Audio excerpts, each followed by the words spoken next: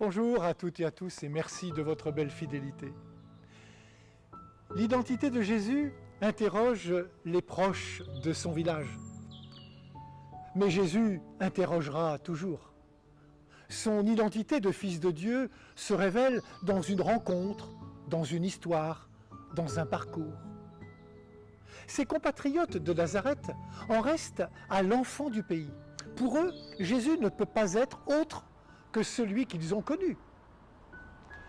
Lorsque l'on interroge Jean le Baptiste sur son identité, il répond, après avoir signifié qu'il n'était pas le Christ, « Au milieu de vous se tient quelqu'un que vous ne connaissez pas, celui qui vient derrière moi, et je ne suis pas digne de délier la courroie de sa sandale. » Jésus avance discrètement en prenant sa place au cœur de notre humanité, et c'est progressivement, au cours de sa marche, de ses rencontres, qu'il se révèle.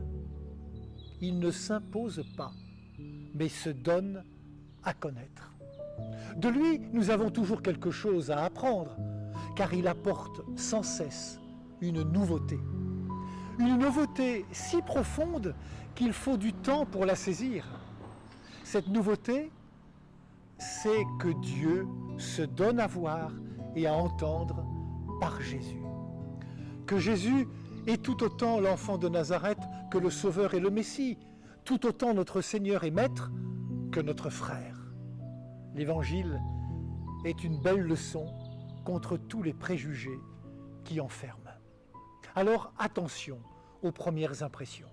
Jésus lui-même peut nous apprendre un regard juste.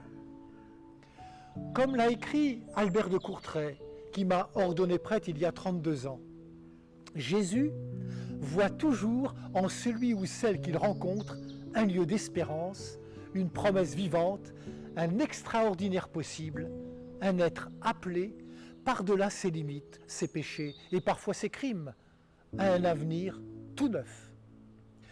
Il ne dit pas « cette femme est volage, légère, sotte, elle est marquée par l'ataviste moral et religieux de son milieu, ce n'est qu'une femme ».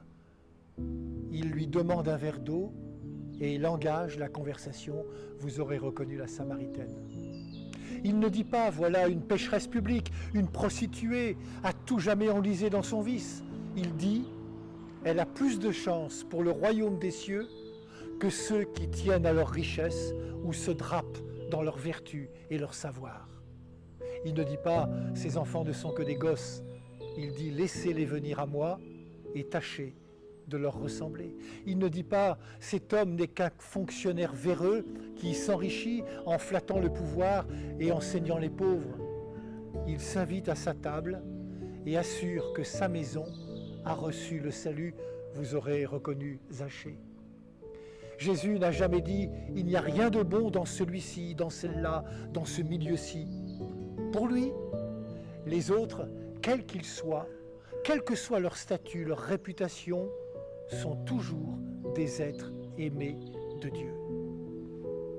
Jésus, qui revient à Nazareth, avait bien sûr des choses nouvelles à dire à ses proches, mais le prophète n'est pas reconnu par les siens. Pourtant, jamais homme n'a respecté les autres comme cet homme. Il est unique. Il est le fils unique de celui qui a fait briller sur les bons et sur les méchants son soleil de justice. Alors Seigneur Jésus, Fils de Dieu, aie pitié de nous, pauvres pécheurs, apprends-nous ton regard et montre-nous qui tu es vraiment. Bonne journée à toutes et à tous, prenez bien soin de vous et des autres.